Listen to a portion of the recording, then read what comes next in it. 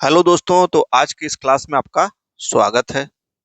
जैसा कि मैं आपको अब तक मौर्य काल तक हम पहुंच चुके हैं और मौर्य काल में भी हम 2 लेक्चर ले चुके हैं। पहला अशोक के अभिलेख, दूसरा मौर्य साम्राज्य का विस्तार। ठीक। और मैंने आपको शुरू में ही बताया कि मौर्य काल को हम एक अलग तरीके से पढ़ेंगे। ठीक, वो आज आपको क्लियर हो जाएगा कि क्या अलग तरीका हमने अडॉप्ट किया था। ठीक। तो क्योंकि मौर्य काल में हम सबसे पहले अशोक के अभिलेखों के बारे में पढ़े, फिर मौर्य साम्राज्य के विस्तार के बारे में पढ़े कि मौर्य साम्राज्य विस्तार से क्वेश्चन ही क्यों पूछे जाते हैं। ये भी आपके दिमाग में आना चाहिए ना कि भाई मौर्य साम्राज्य के विस्तार से क्वेश्चन क्यों पूछे जाते हैं। क्योंकि मैंने आपको पीछे के लेक्चर में बताया था, क्योंकि जो मौर्य साम्राज्य था वो पहला अखिल भारतीय स्तर का साम्राज्य था। हालांकि इस मौर्य साम्राज्य के पहले मगध साम्राज्य तो बना था, लेकिन मगध साम्राज्य एक कुछ ही क्षेत्रों तक सीमित था, कुछ ही क्षेत्रों तक सीमित था। लेकिन जो मौर्य साम्राज्य था वो पहला अखिल भारतीय स्तर का मौर्य साम्राज्य था, इसलिए उससे क्वेश्चन पूछे जाते हैं। पहला ऐतिहासिक सम्राट कौन था? चंद्रगुप्त मौर्य था, इसलिए क्वेश्चन पूछे जाते हैं। अशोक का जो साम्राज्य था पूरे इतिहास में सबसे बड़ा साम्राज्य था, यानी कि यहाँ तक कि अंग्रेजों से भी बड़ा साम्राज्य था और औरंगजेब से तो बड़ा रहेगा ही रहेगा। ठीक। तो पूरे इतिहास में सबसे बड़ा साम्राज्य अशोक का साम्राज्य था, तो इसलिए मौर्य साम्राज्य के विस्तार से क्वेश्चन पूछे जाते हैं। ठीक है। तो मैं आपको आज क्या बताऊंगा, 2 लेक्चर में पढ़ा चुका हूं मौर्य साम्राज्य का विस्तार और अशोक के अभिलेख, और उसी में आज तीसरा लेक्चर है और ये अंतिम लेक्चर है मौर्य साम्राज्य का। ठीक। इस मौर्य मौर्य काल के बाद हम क्या फिर पढ़ेंगे? मौर्योत्तर काल, पोस्ट मौर्य पीरियड। अभी कौन सा पढ़ रहे हैं? मौर्य पीरियड पढ़ रहे हैं। ठीक। तो आज हम पढ़ेंगे मौर्य कालीन इतिहास को जानने के स्रोत पढ़ेंगे। हालांकि ये मौर्य इतिहास को जानने के स्रोतों को तो हमको सबसे पहले पढ़ना चाहिए था, लेकिन हमने सबसे पहले आपको क्या पढ़ाया? अशोक के अभिलेखों के बारे में। ठीक। सभी सभी टीचर्स क्या पढ़ाते हैं? सबसे पहले यही पढ़ाते हैं, मौर्यकालीन इतिहास के जानने के स्रोत, उसके बाद फिर तमाम चीजें बताते हैं। लेकिन मैंने आपको क्या बताया? सबसे पहले अशोक के अभिलेख के बारे में बताया, फिर मौर्य साम्राज्य के विस्तार के बारे में बताया। वो चीजें क्लियर हो जाएंगी आज कि क्यों मैंने ऐसा किया। ठीक। तो आइए हम मौर्य इतिहास को जानने के स्रोत पढ़ते हैं। ठीक। तो मौर्य इतिहास या किसी भी काल के इतिहास को यदि जानना हो तो उसके स्रोतों को जानना हो तो स्रोत 3 प्रकार के होते हैं। ये मैं आपको जब एकदम शुरुआती लेक्चर बता तो उसमें ही बता दिया था। कौन कौन? पुरातात्विक स्रोत, आर्कियोलॉजिकल सोर्स, लिटरेरी सोर्स या साहित्यिक स्रोत, और तीसरा क्या? विदेशियों के विवरण। किसी भी काल के इतिहास के बारे में आपको जानना हो तो उसमें 3 ही मुख्य स्रोत होते हैं। पहला पुरातात्विक स्रोत, जिसको आर्कियोलॉजिकल सोर्स कहते हैं, दूसरा साहित्यिक स्रोत जिसको लिटरेरी सोर्स कहते हैं, तीसरा विदेशियों के विवरण। ठीक।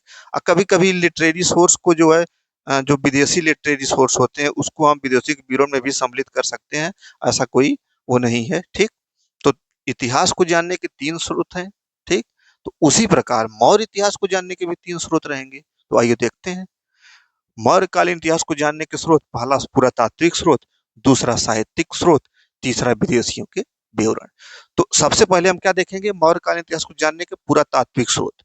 भाई मौर्य काल को जानना है तो जो पुरातात्विक सोर्स मिले हैं, जो लिटरेरी सोर्स में, उन्हीं को पढ़ के तो मौर्य काल का इतिहास लिखा गया होगा। उसी में हम सबसे पहले क्या देखेंगे? पुरातात्विक सोर्स, कि पुरातात्विक सोर्स जो मिले उससे हम क्या क्या अनुमान लगाया गया, इतिहासकारों ने क्या क्या अनुमान लगा के मौर्यकालीन इतिहास को लिखा। ठीक। तो आइए सबसे पहले हम क्या देखते हैं? पुरातात्विक स्रोत। उसमें पुरातात्विक स्रोत में सबसे मुख्य स्रोत कौन सा है? जो मैं आपको पीछे बता चुका हूं, अशोक के अभिलेख। फिर दूसरा दूसरा स्रोत क्या है? जूनागढ़ का अभिलेख। ये भी मैं आपको पीछे के लेक्चर में सब बता चुका हूं। ठीक। तो अशोक के अभिलेख, अब देखिए यहाँ पे अशोक के अभिलेख, जूनागढ़ का अशोक के अभिलेख के बारे में मैं आपको सारी चीजें बता चुका हूँ कि सबसे पहले कौन सा अभिलेख मिला, फिर किसने पढ़ा, क्या पढ़ा, लिपि क्या थी, स्तंभ लेख, गुहा लेख, शिलालेख, शिलालेख कितने थे, स्तंभ लेख कितने थे, गुहा लेख कितने थे, कुल टोटल स्तंभ लेख 6 थे, गुहा लेख में 2 थे, अशोक था, उसका पौत्र दशरथ था। ये सारी चीजें मैं आपको बता चुका हूँ। अब आपको मतलब कुछ देखना है, बस अब आपको हाँ हाँ ऐसे ऐसे था, हाँ ऐसे मौर्य साम्राज्य लिखा गया होगा। ठीक।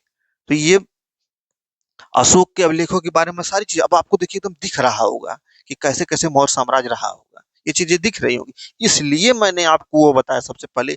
ये चीज नहीं बताया कि सबसे पहले अशोक के अभिलेख के बारे में बताया। अब जूनागढ़ के अभिलेख से देखिए, जूनागढ़ के अभिलेख के बारे में मैंने आपको बताया था कि जूनागढ़ से, जूनागढ़ अभिलेख कहाँ मिला था, गुजरात, मालवा, वो सब सारा एरिया मिला के पश्चिम भारत का, पश्चिम भारत के प्रशासन की जानकारी मिलती है जूनागढ़ अभिलेख से कि मौर्य कालीन समाज जो है पश्चिम भारत मतलब मौर्य जो साम्राज्य था उसका जो प्रशासन यहाँ पे पश्चिम भारत के पश्चिम में नियंत्रण हुआ करता था।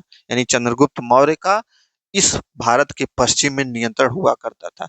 मैंने आपको पीछे के लेक्चर में पश्चिमोत्तर लिख दिया, उसको काट के आप पश्चिम कर लीजिएगा, वो गलती से लिख दिया गया है। क्या है, जो जूनागढ़ अभिलेख है वो किस भारत के किस हिस्से की जानकारी देता है, भारत के पश्चिम क्षेत्र की जानकारी देता है, जहाँ जो मालवा, गुजरात, ये तमाम चीजें, तमाम क्षेत्र है उसकी जानकारी देता है। वहां से कौन सा अभिलेख मिला है, जूनागढ़ का अभिलेख मिला है, जिसमें मैंने आपको बताया था रुद्रदामन का जूनागढ़ अभिलेख। रुद्रदामन कब आएगा, मौर्योत्तर काल में, पोस्ट मौर्य पीरियड में, जो इस चैप्टर के बाद आएगा। रुद्रदामन क्या था, विदेशी था, शक था। तो ये सारी चीजें मैं आपको बता चुका। अब देखिए आपको दिख रहा होगा कि मौर्यकालीन इतिहास कैसे बना होगा। तो जूनागढ़ अभिलेख में किस चीज का जिक्र है, सुदर्शन झील का जिक्र है, ये भी मैं आपको बता, सुदर्शन झील क्या है क्या नहीं, सब सारी सुदर्शन झील का डेवलपमेंट भी मैं बता चुका हूँ। ठीक। तो अब देखिए यहाँ पे आपको एकदम क्लियर हो रहा होगा कि कैसे कैसे मौर्य इतिहास को जानने के स्रोतों में कैसे कैसे क्या है। अशोक के अभिलेख हो गए, जूनागढ़ का अभिलेख हो गया। ठीक। और तीसरा एक है, इसके बारे में थोड़ा मैं आपको बता दूं तो ये भी आपका एकदम क्लियर हो जाएगा, तो फिर पूरा तात्विक स्रोत का समाप्त हो जाएगा। तो ये इसको देखने के लिए ये यहाँ पे देखिए, ये मान लीजिए मैंने एक नक्शा बनाया और यहाँ पे सबसे पहले इस एरिया में कौन साम्राज्य था, इस एरिया में मान लीजिए यहाँ पे मगध, पहले मगध साम्राज्य था। तो मगध साम्राज्य की 2 राजधानियां थी, मैं आपको बताया था, पाटलिपुत्र और एक और बताया था। तो यहीं पे पाटलिपुत्र था, पाटलिपुत्र था। और इसी पाटलिपुत्र को, पहले तो यहाँ पे पाटलिपुत्र था, इसका नाम पाटलिपुत्र था, और इसी पाटलिपुत्र का नाम आगे चल के पटना रख दिया जाएगा।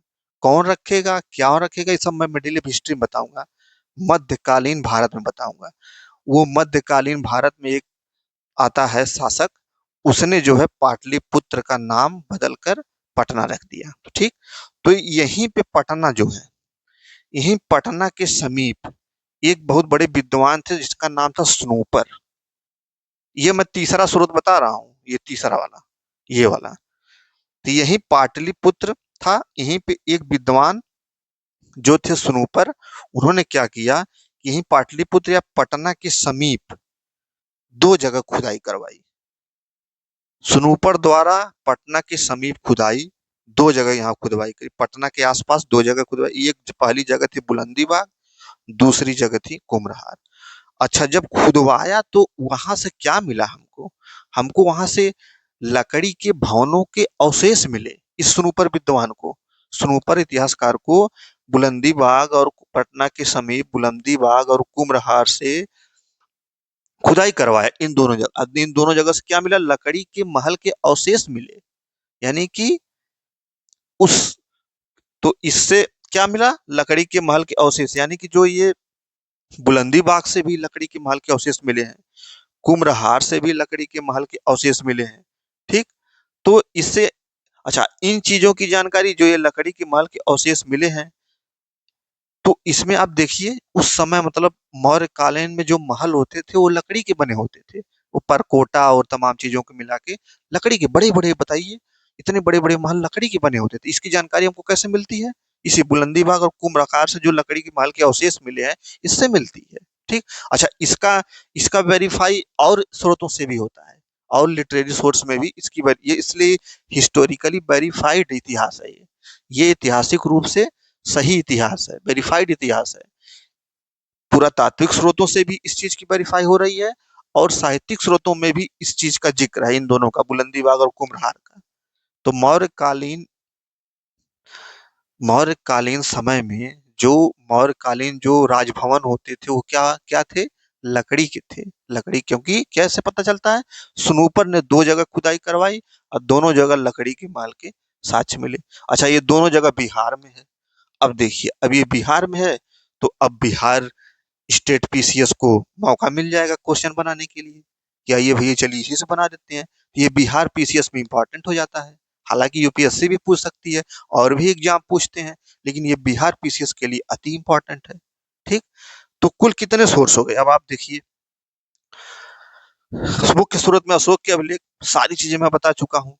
जूनागढ़ का अभिलेख, ये भी मैं बता चुका हूँ। और लकड़ी के महल के अवशेष कहाँ से मिले, बुलंदी बाग और कुम्हरार से। सुनूपर द्वारा पटना के समीप खुदाई हुई। ठीक। तो ये टोटल आप अब देखिए, आप पुरातात्विक स्रोत में बस इतना स्रोत, हालांकि और सोर्स भी हैं। पुरातात्विक स्रोत में और स्रोत भी हैं, लेकिन वो वही मैंने आपसे कहा ना कि वो उतना महत्वपूर्ण नहीं है। इसलिए जो महत्वपूर्ण है केवल उसी को जानिए। अब क्वेश्चन कहाँ से आते हैं, अगर मौर्य काल से क्वेश्चन पूछे जाएंगे तो मान के चलिए कि 50 से 60% क्वेश्चन अशोक के अभिलेखों से पूछे जाते हैं। कि सबसे पहले किसने खोजा, सबसे पहले किसने पढ़ा, ये तमाम चीजें। 50% इससे और 50 में सब।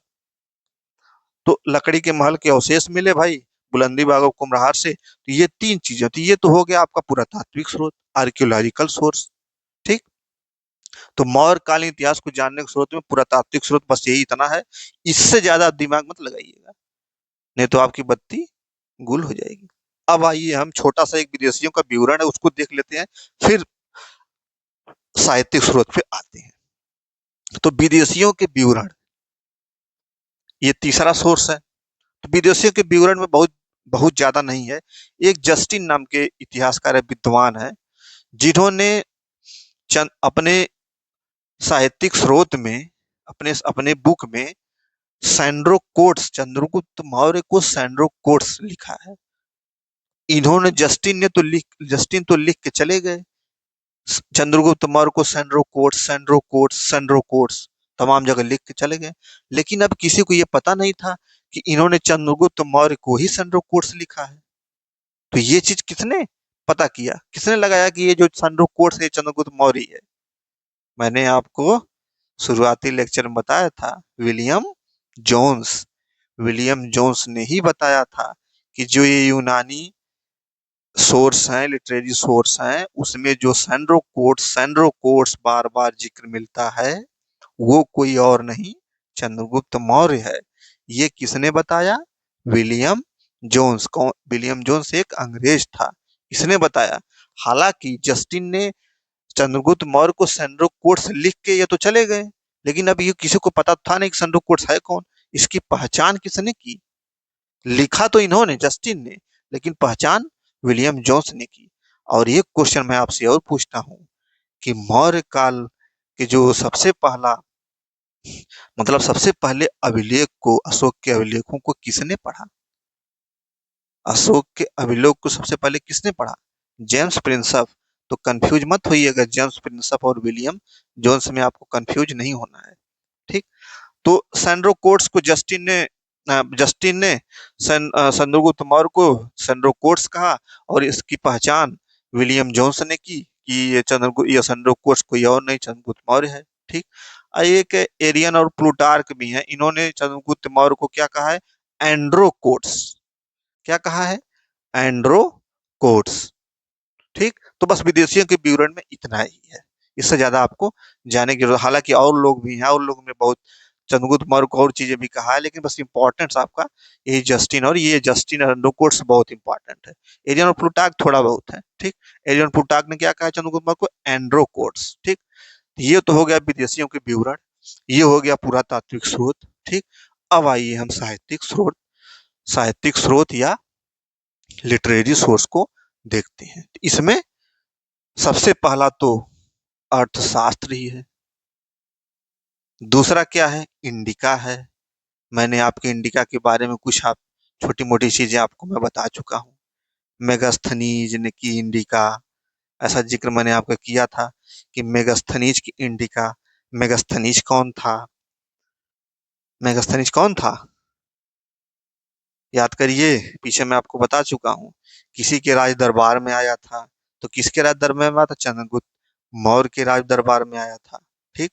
सेलुकस निकेटर का राजदूत था। इन ये मेगास्थनीज मेगास्थनीज सेलुकस निकेटर का राजदूत था। और ये चंद्रगुप्त मौर्य के दरबार में आया था। तो इंडिका के बारे में थोड़ा बहुत मैं आपको बता चुका हूँ, बाकी और डिटेल अभी आपको मैं बताता हूँ। तीसरा है मुद्रा राक्षस। अच्छा, मुद्रा राक्षस कुछ और मत समझ ले, मुद्रा राक्षस एक किताब है। किसने लिखा है?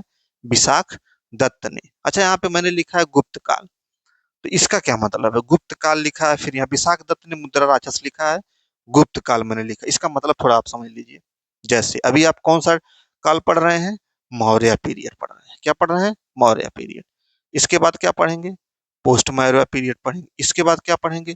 गुप्ता पीरियड पढ़ेंगे। इसके बाद क्या पढ़ेंगे? पोस्ट गुप्ता पीरियड पढ़ेंगे। ठीक। मौर्य काल, मौर्योत्तर काल, गुप्त काल, गुप्तोत्तर काल। ठीक। और ये मुद्रा राक्षस कब का है? इस टाइम का है, मौर्योत्तर काल का है मुद्रा राक्षस। ठीक। तो इससे आप क्या क्या मतलब आप इससे क्या आप अनुमान लगाएंगे? इससे आप क्या निष्कर्ष निकालेंगे? यही निष्कर्ष निकालेंगे कि मौर्य काल के बारे में जानकारी जो हमें मिली है, जो मुद्रा राक्षस है, ये कोई जरूरी नहीं है कि मौर्य काल के बारे में जानकारी हमें मौर्य कालीन स्रोतों से ही मिले। ये मौर्योत्तर कालीन स्रोतों से भी मिल सकती है, गुप्तकालीन स्रोतों से भी मिल सकती है, और गुप्तोत्तर कालीन स्रोतों से भी मिल सकती है। नहीं, ये यहाँ है गुप्तकालीन है मुद्रा राक्षस। ठीक। ये सॉरी, ये गलत हो गया था। ये मुद्रा राक्षस क्या है? गुप्तकालीन स्रोत है। तो गुप्तकालीन स्रोतों से भी मौर्य काल के बारे में जानकारी मिल जाती है, मौर्योत्तर कालीन स्रोतों से भी गुप्त काल के बारे में जानकारी मिल सकती है, और गुप्तोत्तर कालीन स्रोतों से भी मौर्य काल के बारे में जानकारी मिल सकती है। तो ये कोई जरूरी नहीं है कि मौर्यकालीन स्रोतों से ही मौर्यकालीन स्रोतों के बारे में जानकारी मिले। मौर्यकालीन समय के बारे में जानकारी मौर्योत्तर कालीन स्रोतों से भी मिल सकती है, गुप्त कालीन स्रोतों से भी मिल सकती है, गुप्तोत्तर कालीन स्रोतों से भी मिल सकती है। ठीक। तो आइए देखिए, ये जो मुद्रा राक्षस है, ये कौन सा है? गुप्त कालीन स्रोत है। किसने लिखी है? विशाख दत्त ने। किसने लिखा है? विशाख दत्त ने। तो इसमें तीन है, तो पहले हम मुद्रा राक्षस देख लेते हैं, छोटा सा है तो मुद्रा राक्षस के बारे में पहले हम पढ़ लेते हैं, फिर अर्थशास्त्र और इंडिका के बारे में पढ़ते हैं। तो मुद्रा राक्षस में क्या लिखा गया है? विशाख दत्त ने मुद्रा राक्षस में क्या लिखा है? चंद्रगुप्त मौर्य को कहा है वृषल। चंद्रगुप्त मौर्य को, इसमें चंद्रगुप्त मौर्य को वृषल कहा गया है। और वृषल का मतलब होता है कुलहीन या निम्न जाति। चंद्रगुप्त मौर्य को वृषल कहा गया, ये बहुत इंपॉर्टेंट है। चंद्रगुप्त मौर्य को क्या कहा गया है? वृषल। मुद्रा राक्षस में चंद्रगुप्त मौर्य को वृषल कहा गया है। और वृषल का अर्थ होता है कुलहीन या निम्न जाति, या निम्न जाति। यानी कि मुद्रा राक्षस में कहा गया कि चंद्रगुप्त मौर्य क्या था? निम्न जाति का था। अच्छा, एक चीज और समझ लीजिए इसमें कि मौर्य काल, जो मौर्य राजा थे, उनके जातियों के बारे में इतिहासकारों में डिबेट होता है। क्या है? कुछ इतिहासकार कहेंगे कि चंद्रगुप्त मौर्य क्या था? नीच जाति का था, निम्न जाति का था। और कुछ इतिहासकार कहेंगे कि चंद्रगुप्त मौर्य क्या था? उच्च जाति का था, ब्राह्मण था, क्षत्रिय था। तो वो कौन कहेंगे? जैसे चंद्रगुप्त मौर्य को उच्च जाति कहने वाले कौन है? जैनी। जो जैनी, जो जैन साहित्य है, जो जैन साहित्य है, जैन साहित्यों में चंद्रगुप्त मौर्य को ब्राह्मण या क्षत्रिय की संज्ञा दी गई है। यानी कि चंद्रगुप्त मौर्य क्या था? ब्राह्मण या क्षत्रिय था। ठीक। किसमें? जैन साहित्यों में। अच्छा, मैंने आपको चंद्रगुप्त मौर्य के बारे में एक चीज और बताया था कि चंद्रगुप्त मौर्य क्या था। जब दक्षिण भारत गया था चंद्रगुप्त मौर्य और भद्रबाहु, तो चंद्रगुप्त मौर्य दक्षिण भारत के श्रावण बेलगोला में संलेखना पद्धति से अपने प्राण त्याग दिए थे। ये चीजें मैं आपको बता चुका हूँ। तो इससे लोग अनुमान लगाते हैं कि चंद्रगुप्त मौर्य अपने अंत तक जाते जाते जैनी हो गया था। तो जैन साहित्य में चंद्रगुप्त मौर्य को क्या कहा जाता है? ब्राह्मण या क्षत्रिय या उच्च जाति का कहा जाता है। ठीक। अच्छा, जो चंद्रगुप्त मौर्य से जलते होंगे, जो चंद्रगुप्त मौर्य को नहीं पसंद करते होंगे, वो क्या कहेंगे? वो कहेंगे कि चंद्रगुप्त जाति नीच था, कुलहीन था, निम्न जाति का था, वृषल था। ठीक। तो ये तो हो गया आपका मुद्रा राक्षस या इसके बारे में। तो इसके जाति कार्य, मौर्यों की जाति के बारे में इतिहासकारों में डिबेट है। इसमें आपको नहीं पढ़ना है, इसमें आप मत पढ़िएगा। ठीक। तो ये हो गया आपका मुद्रा राक्षस। अब आपका क्या बचा है? अर्थशास्त्र और इंडिका। आइए हम अर्थशास्त्र और इंडिका को भी देख लेते हैं। तो अर्थशास्त्र में हमें क्या क्या पढ़ना है? विषय वस्तु, राज्य के सप्तांग, सिद्धांत, लेखक। ठीक। तो सबसे पहले अर्थशास्त्र का अर्थ क्या है? तो जैसा कि आप अर्थशास्त्र का अर्थ तो जानते ही हैं। अर्थशास्त्र मतलब अर्थ का शास्त्र, यानी आर्थिक क्रियाएं, आर्थिक शास्त्र। यानी कि जो अर्थशास्त्र हम लोग, जैसा कि आप नॉर्मल भाषा में अर्थशास्त्र जानते, इकोनॉमिक्स, लेकिन ऐसा आप मत समझिएगा, नहीं तो गड़बड़ हो जाएगा भाई। अर्थशास्त्र, यहाँ अर्थशास्त्र की विषय वस्तु क्या है, सही आपको एक लाइन में बताया तो यहाँ अर्थशास्त्र मतलब चाणक्य के अर्थशास्त्र का मतलब है कि राजनीति संबंधित, यानी राजनीति शास्त्र। और रिफाइन कहें तो लोक प्रशासन, यानी कि राज की शासन के सिद्धांतों की चर्चा इसमें है। अर्थशास्त्र में क्या है? शासन के सिद्धांतों की चर्चा है, न कि अर्थशास्त्र अर्थशास्त्र है जो आप समझते हैं। ठीक। तो चाणक्य का अर्थशास्त्र की विषय वस्तु क्या है? चाणक्य के अर्थशास्त्र की विषय वस्तु है राजनीति शास्त्र, यानी कि इसमें लोक प्रशासन, शासन के सिद्धांतों संबंधी चर्चा। यानी कि जो चाणक्य का अर्थशास्त्र है, ये अर्थशास्त्र जो इकोनॉमिक्स आप पढ़ते हैं वो नहीं है। ये राजनीति शास्त्र कहें या और रिफाइन अगर कहें तो लोक प्रशासन या शासन के सिद्धांतों से संबंधित चर्चा किसमें मिलेगी? चाणक्य के अर्थशास्त्र में। कोई भी कुछ भी आप पढ़ेंगे, चाहे लोक प्रशासन पढ़िए, चाहे राजनीति शास्त्र पढ़िए, उसमें चाणक्य का अर्थशास्त्र जरूर पढ़ाया जाता है। ठीक।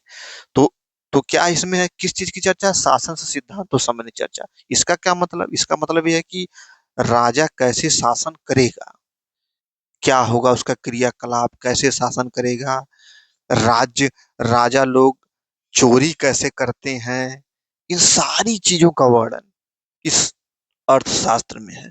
ठीक। तो तो इसका आपकी विषय वस्तु आपको समझ में आ गई होगी कि अर्थशास्त्र की विषय वस्तु का है। अच्छा, इसी अर्थशास्त्र में राज्य के सप्तांग सिद्धांत का वर्णन किया गया है। ये क्या है सप्तांग सिद्धांत? यानी 7 सिद्धांत। क्या है वो, आइए देखते हैं। पहला, राजा सिर, यानी कि जो राज्य का सिर है वो कौन है? राजा है। राज्य के सिर को क्या कहा गया है? राज्य का सिर क्या है? राजा है। राज्य की जो आंखें हैं वो अमात्य है। अमात्य मतलब एक तरह से अ, सेनापति, सेनापति मान लीजिए। तो राज्य की जो आंखें हैं वो अमात्य है। राज्य की जो जगह यानी जनपद, जनपद को जंगा से तुलना किया गया है। राज्य की जो बाहें हैं वो दुर्ग है। कोष को मुख से किया गया है। दंड बल सेना, यानी राज्य का जो मस्तिष्क है उसको दंड बल या सेना कहा गया है। और राज्य के जो कान यानी मित्र को कान से तुलना की गई है। मित्र को कान से तुलना की। अच्छा, मित्र, अर्थशास्त्र में मित्र की कई, जैसे एक होते हैं ना मित्र, कई प्रकार बताए गए। जैसे एक सहज मित्र होता है, सहज मित्र। एक होता है कि मित्र होते हुए दुश्मन, दुश्मन माने मित्र के रूप में दुश्मन। क्या कहते हैं, मित्र के रूप में दुश्मन, उसका भी वर्णन किया गया है। और जो मित्र होता है, जो सहज मित्र है, उसका भी वर्णन है। जैसे सहज मित्र का, जैसे आप नेचुरल एलॉय, जैसे अमेरिका कहता है कि अमेरिका और भारत हम लोग नेचुरल एलॉय हैं, हमारे यहाँ भी डेमोक्रेसी है और भारत में भी डेमोक्रेसी है, तो हम लोग सहज मित्र हुए। ठीक है। चाइना वही हम लोगों का नेचुरल एलॉय नहीं है, क्योंकि चाइना में क्या है, हमारे यहाँ डेमोक्रेसी है, वहां डेमोक्रेसी नहीं है। ठीक। तो ये तो हो गया मित्रकांत, तो ये हो गया राज के सप्तांग सिद्धांत, ये सारी चीजें आपको दिमाग में रखना है। ठीक। आइए अब लेखक के बारे में कि अर्थशास्त्र के लेखक कौन है। तो अर्थशास्त्र के लेखक के बारे में आप जानते ही हैं, कौन है, चाणक्य हैं। तो इनका कई नाम है, पहला नाम तो चाणक्य है, दूसरा नाम विष्णुगुप्त है, तीसरा नाम कौटिल्य है, एक चौथा नाम भी है भाई, अभी मैं, आप इधर मत देखिएगा, एक चौथा नाम भी है चाणक्य का। क्या है वो, भारत का मैकियावेली। तो आइए एक एक नाम को करते हैं कि इस नाम का कारण क्या है। चाणक्य ऋषि चणि पुत्र, ऋषि चणि के पुत्र थे, तो ऋषि चणि पुत्र चाणक्य कहा जाता है ना, तो चणि ऋषि, इनके पिता का नाम क्या था, चणि, तो इसलिए इनका चाणक्य नाम पड़ा। विष्णुगुप्त इनके बचपन का नाम था। कौटिल्य, ये बचपन से ही कुटिल थे, तो इनको कौटिल्य कहा गया। लेकिन इन सारी चीजों में क्या है, डिबेट है, इतिहासकारों में मतभेद है, तो इस चक्कर में मत पड़िएगा कि नहीं अब हम नाम एकदम क्लियर करके मानेंगे। इंपॉर्टेंट क्या है, इंपॉर्टेंट है चाणक्य को भारत का मैकियावेली कहा जाता है, ये महत्वपूर्ण है। तो मैकियावेली कौन था, तो मैकियावेली इटली का एक राजनीतिक चिंतक था, पॉलिटिकल थिंकर था मैकियावेली। इसने एक पुस्तक लिखी है द प्रिंस, उसी पॉलिटिकल थिंकर पे ही एक पुस्तक लिखी है द प्रिंस। पॉलिटिकल थिंकर क्या होता है, कि जो शासन से संबंधित चीजों को लिखो, कि शासन कैसे चलाया जाता है, शासन में क्या होता है, ये तमाम चीजें, जैसे लोक प्रशासन आप पढ़ते होंगे या राजनीति शास्त्र पढ़ते होंगे, ये तमाम चीजें मतलब पॉलिटिकल चीजों के बारे में चिंतन मनन करके अपनी बुक लिखते हैं, उनको पॉलिटिकल थिंकर कहते हैं। तो ये वेस्टर्न पॉलिटिकल थिंकर था। वेस्टर्न मतलब पश्चिम, पश्चिम के। मैकियावेली क्या था, पश्चिम का पॉलिटिकल थिंकर था, राजनीतिक चिंतक था। ठीक। तो भारत का मैकियावेली, चाणक्य को क्या कहा जा रहा है, भारत का मैकियावेली। अच्छा, इटली के मैकियावेली थे, इटली के, अच्छा आपने आप पता नहीं पढ़े हैं कि नहीं, मॉडर्न हिस्ट्री में आप पढ़े होंगे रेनेसां पीरियड, पुनर्जागरण काल। तो पुनर्जागरण काल 15वीं शताब्दी में हुआ था। तो 15वीं शताब्दी में जब पुनर्जागरण कहाँ हुआ था, इटली के फ्लोरेंस नगर में, इटली के फ्लोरेंस नगर, तो वही इटली के ही ये मैकियावेली हैं, पुनर्जागरण काल के ही ये मैकियावेली हैं। ठीक। इटली के फ्लोरेंस नगर के।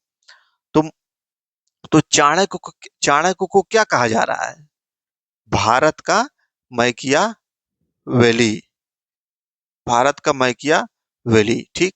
तो अब आप देखिए, अभी विडंबना एक चीज देखिए, मैकियावेली कब आते हैं, 15वीं शताब्दी में, यानी कि 1500 एडी में।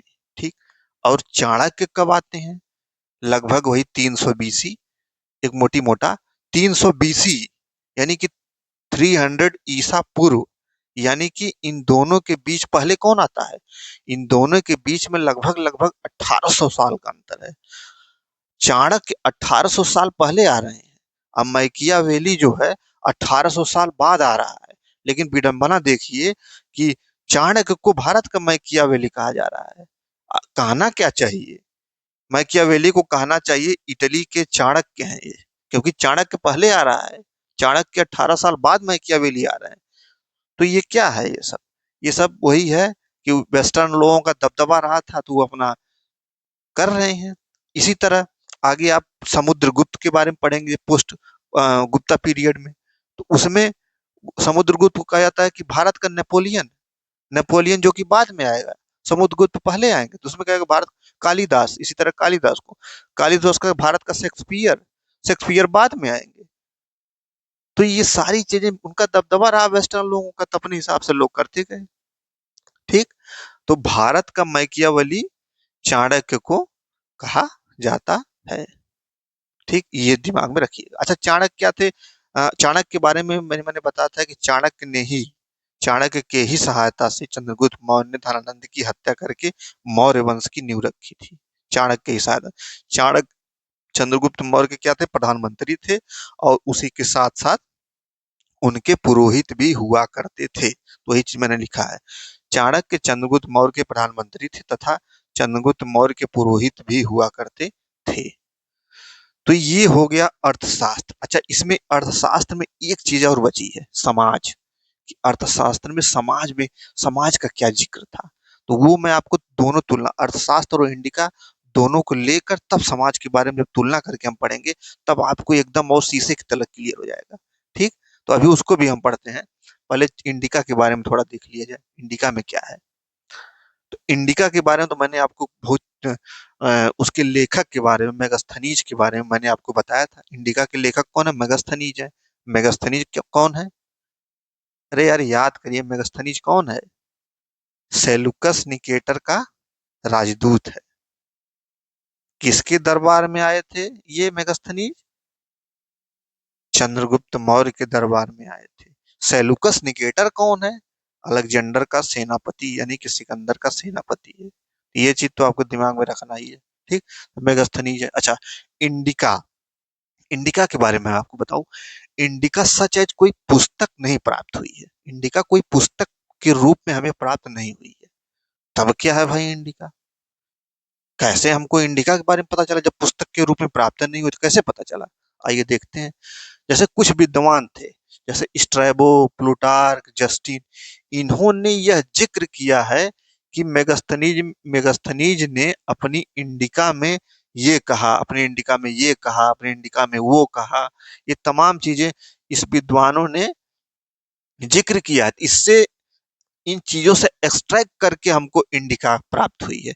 इंडिका कोई किताब के रूप में हमें प्राप्त नहीं हुई है। तो जगह जगह से जिक्र हो रहा है ना, मेगास्थनीज ने अपनी इंडिका में ये कहा, मेगास्थनीज ने अपने इंडिका में, जैसे ये लोग स्ट्रैबो ने अपने साहित्य में लिखा कि मेगास्थनीज ने अपने इंडिका में ये कहा, प्लूटार्क ने अपने साहित्य में लिखा कि मेगास्थनीज ने अपने इंडिका में ये कहा, फला चीज बोली। जस्टिन ने भी लिखा कि मेगास्थनीज ने अपने इंडिका में फला चीज बोल दी। तो इन सब से को एक्सट्रैक्ट करके एक इंडिका का बनाया गया कि हाँ, इंडिका में ये चीज का वर्णन है। हालांकि इंडिका कोई किताब नहीं है, इस बात को आप जानते रहिएगा। ठीक, ये बहुत इंपॉर्टेंट है। अच्छा, इंडिका में क्या क्या जिक्र है, जैसे उस समय के नगर कैसे हुआ करते थे, मौर्य साम्राज्य के नगर कैसे हुआ करते थे, संस्कृति उसकी कैसी थी, समाज कैसा था। तो आइए हम नगर, इंडिका में जो नगर प्रशासन का वर्णन है, नगर प्रशासन का, उसको हम देख लेते हैं। इंडिका में नगर प्रशासन। ठीक, अब इसमें क्या क्या पढ़ना है हमको इंडिका में, कि इंडिका में जो नगर प्रशासन का जिक्र किया गया है उसमें क्या क्या है, कैसे कैसे है। तो इंडिका में नगर प्रशासन, तो सबसे पहले इधर देखिए, इंडिका में नगर प्रशासन में जो पूरे नगर प्रशासन का एक अधिकारी होता था, पूरे नगर प्रशासन का एक अधिकारी होता था, जिसको हम क्या कहते थे, एस्टिनोमोई, एस्टिनोमोई, या उसको हम नागरक या उसको पुरमुख भी कहते थे। मैंने पूरे नगर प्रशासन का एक अधिकारी होता था, जिसको हम नगर प्रशासन का अधिकारी या नागरक या पुरमुख या एस्टिनोमोई कहा जाता था। ठीक, अच्छा, ये नगर प्रशासन पूरा मिला के इसमें 30 सदस्य हुआ करते थे। पूरे नगर प्रशासन में कितने सदस्य हुआ करते थे, 30 सदस्य हुआ करते थे। और नगर प्रशासन में तमाम काम होते हैं, जैसे आज की नगर पालिका है तो उसमें तमाम काम होते हैं। तो कुछ कुछ कामों को हर जैसे मैंने बताया ना कि 30 सदस्यीय काउंसिल थी, नगर प्रशासन की 30 सदस्यीय काउंसिल थी। और प्रत्येक काउंसिल में कितने सदस्य हुआ करते थे, यहाँ पे मैंने लिखा है, प्रत्येक में 5 सदस्य हुआ करते थे। यानी कि पूरा 6 इकाई में बटा था, नगर प्रशासन को पूरे 6 इकाइयों में बांटा गया था, प्रत्येक इकाई में 5 सदस्य हुआ करते थे। और हर इकाई को कुछ ना कुछ काम डिप्यूट किया गया था। जैसे आज के भी समय कुछ लोगों का कुछ काम है नगर पालिका में, कुछ लोगों का कुछ काम है, तो मतलब प्रत्येक कोई न कोई काम किसी न किसी इकाई को सौंप दिया गया था। तो उसी पर देखिए, इस समय नगर प्रशासन में कुल कितनी थी, 30 सदस्यीय परिषद थी, 30 सदस्यीय काउंसिल थी। ठीक, यहाँ पे मैंने लिखा है ये 30 सदस्य, पहली इकाई, दूसरी, तीसरी, चौथी, पांचवी, छठवीं, और हर इकाई में कितने सदस्य? 5 सदस्य। इसमें भी 5, इसमें भी 5, इसमें भी 5, और इसमें भी 5, और इसमें भी 5। तो 5 5 5 प्रत्येक इकाई में 5 सदस्य। कुल कितनी इकाइयां थी? 6 इकाइयां थी। तो 6 × 5 = 30, 30 सदस्य परिषद हो गया।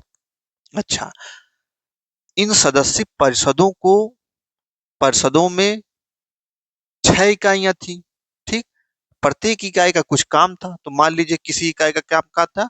औद्योगिक काम। औद्योगिक काम देखने के लिए, तो औद्योगिक काम देखने के लिए एक इकाई को औद्योगिक काम दे, दूसरी इकाई को दे दिएगा वैदेशिक।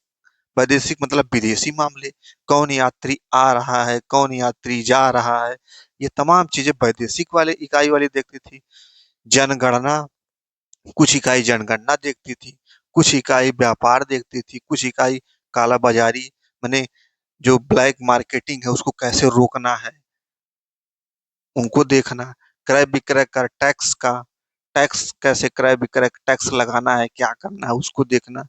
तो इस क्रय विक्रय उसमें ये भी जिक्र है, इंडिका में ये भी जिक्र है कि जो कर की चोरी करते थे उनको मृत्यु दंड दिया जाता था, जो कि एक भ्रामक वर्णन है, गलत वर्णन। यहाँ पे मैंने लिखा है नोट, कर की चोरी पर मृत्यु दंड, यानी क्रय विक्रय कर में जो कर की चोरी करता था उसको मृत्यु दंड दिया जाता था, जो कि एक भ्रामक वर्णन है। इंडिका में कई भ्रामक वर्णन है, कई भ्रामक वर्णन मतलब गलत वर्णन है। अभी आपको पता चलेगा, जैसे आपको एक मिला ना क्रय विक्रय कर, तो 30 सदस्य परिषद थी, ये था। अब ये क्वेश्चन मैं आपसे पूछता हूँ। एक बार यूपीएससी ने क्वेश्चन पूछा कि बताइए ऐसा कौन सा काम था जो मौर्य काल का नगर प्रशासन इकाई देखती थी, और वही काम आज तक चला आ रहा है जो नगर पालिकाएं, आज की नगर पालिकाएं देखती। क्वेश्चन समझ में आया? कि ऐसा कौन सा काम है जो उस समय मौर्यकालीन नगर प्रशासन देखता था, कोई इकाई देखती थी, और वही काम आज तक वही नगर पालिका या नगर प्रशासन देखता है, नगर प्रशासन या नगर पालिका देखती है। वो कौन सा काम था?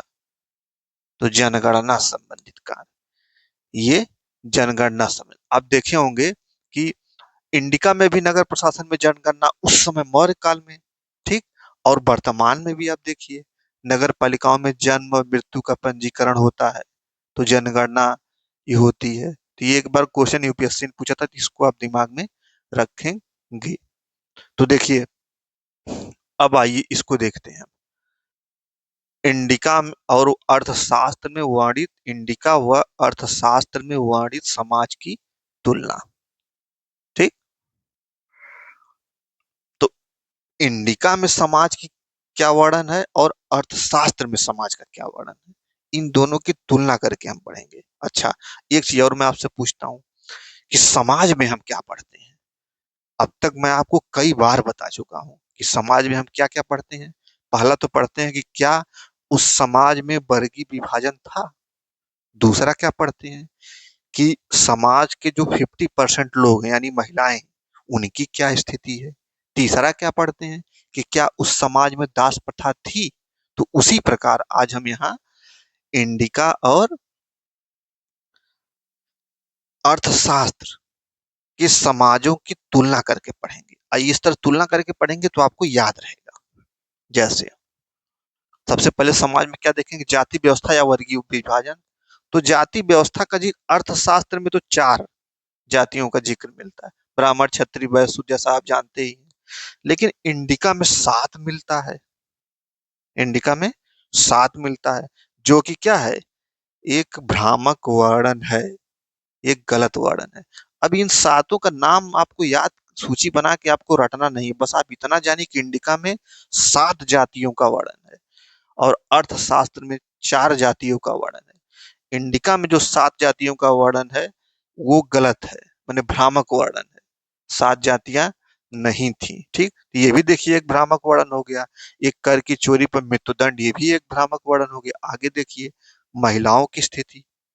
तो भैया महिलाओं की स्थिति के बारे में तो मैंने आपको बताया ही था कि ऋग वैदिक काल में महिलाओं की स्थिति सबसे सर्वश्रेष्ठ थी, और धीरे धीरे इतिहास में जैसे जैसे हम आगे बढ़ते गए महिलाओं की स्थिति खराब होती चली गई। तो इस काल में चाहे इंडिका में चाहे अर्थशास्त्र में भी महिलाओं की स्थिति कोई अच्छी नहीं थी। इनका सच जैसे कोई तुलनात्मक अध्ययन नहीं है। ठीक। अब आइए दास प्रथा को देखते हैं। तो दास प्रथा में अर्थशास्त्र में तो 9 दासों का वर्णन है। 9 दास, इनका नाम है फलादास फलादास तमाम है। उसको आपको दिमाग में नहीं रखना कि चले भैया अब 9 दास का नाम बना है, पूरा दास पहले रट डालूंगा, इसके बाद तो मैं आगे पढ़ूंगा। नहीं, बस आप इतना जानिए कि अर्थशास्त्र में 9 दासों का वर्णन है। ठीक। और इंडिका में लिखा गया है कि भारत में उस मौर्यकालीन समाज में कोई दास प्रथा नहीं थी, कुछ नहीं था। ये भी एक भ्रामक वर्णन है। अच्छा, ऐसा उसने क्यों वर्णन किया है? मेगास्थनीज की इंडिका में लिखा गया है कि भारत में कोई दास, उस समाज में कोई दास प्रथा नहीं थी। तो मेगास्थनीज ने ऐसा क्यों लिखा है? क्योंकि क्योंकि रोम या यूनान में दास के साथ इतना घिनौना व्यवहार किया जाता था। रोम या यूनान में, भाई मेगास्थनीज उधर के था ना, यूनान का था ना।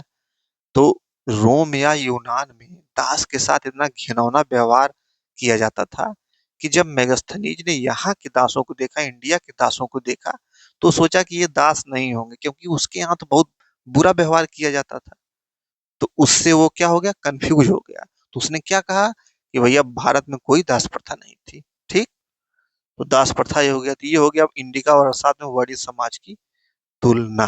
अच्छा, एक चीज और वर्णन है इंडिका में, एक चीज का और वर्णन है कि भारत को, उस समय भारत को लिपियों का ज्ञान नहीं था। क्या? भारतवासी को, वासी को लिपियों का ज्ञान नहीं था। लिपियों का ज्ञान नहीं था। ये भी एक क्या है, ये भी एक भ्रामक वर्णन है। भाई लिपि का ज्ञान तो आपको मैंने बताया था कि लिपि का ज्ञान कब हुआ, पोस्ट वैदिक एज में, वैदिकोत्तर काल में ही लिपि शुरू हो गई थी। मैंने आपको बताया था ना। अब इसमें ये लिख रहे हैं कि भारत को लिपि का ज्ञान नहीं था। ये भी एक भ्रामक वर्णन। अब देखिए भ्रामक वर्णन कितने हो गए इंडिका में, कितने मेगास्थनीज की इंडिका में कितने भ्रामक वर्णन है। देखो, पहला ये देखिए, क्रय विक्रय, यहाँ के कर कोई चोरी करेगा तो कर की चोरी पर मृत्युदंड दिया जाता था, जो कि भ्रामक है। दूसरा, इंडिका में 7 जातियों का वर्ण है, जो कि भ्रामक है। दास प्रथा, इंडिया में दास प्रथा थी ही नहीं, ये भी गलत है। ठीक। तो ये सब क्या है? तो एक तरह से मानिए कि मेगास्थनीज भारत की परिस्थितियों को समझ नहीं पाया, इसलिए ऐसा ये भ्रामक वर्णन, तमाम भ्रामक वर्णन किया है। वो भारत की परिस्थिति को समझ नहीं पाया था, उल्टा सीधा लिख के अपना एक नई किताब जाकर कह दी उल्टा सीधा लिख के। ठीक है। तो अब तक मैंने आपको क्या बताया, आज मैंने आपको क्या बताया? तो मौर्य काल, मौर्य काल के जानने के स्रोत, और जानने के स्रोत में मैंने आपको पुरातात्विक स्रोत, साहित्यिक स्रोत और विदेशियों के विवरण, ये तीनों चीजों के बारे में बताया। और मौर्य काल का चैप्टर यही होता है समाप्त। ठीक। अब आगे इसके हम क्या पढ़ेंगे, मौर्योत्तर काल, पोस्ट मौर्य पीरियड। आपको करना क्या है, आप करिएगा क्या, ये मेरा लेक्चर देखिएगा। ठीक। एक बार आप चिंतन मनन करिएगा, और कोई भी किताब आप उठा लीजिए, कोई भी किताब खरीद के पढ़िएगा, इसके बाद क्वेश्चन सॉल्व करिए। जब ना हल हो तब मुझे कमेंट करिए कि ये चीज नहीं हल सर, आपने गलत पढ़ाया मुझे। ठीक है। तो मैं आपसे मिलता हूँ अगले लेक्चर में, जिसमें आपको मैं मौर्योत्तर काल के बारे में शुरू करूंगा। ठीक। तो मिलता हूँ अगले लेक्चर में। Thank you.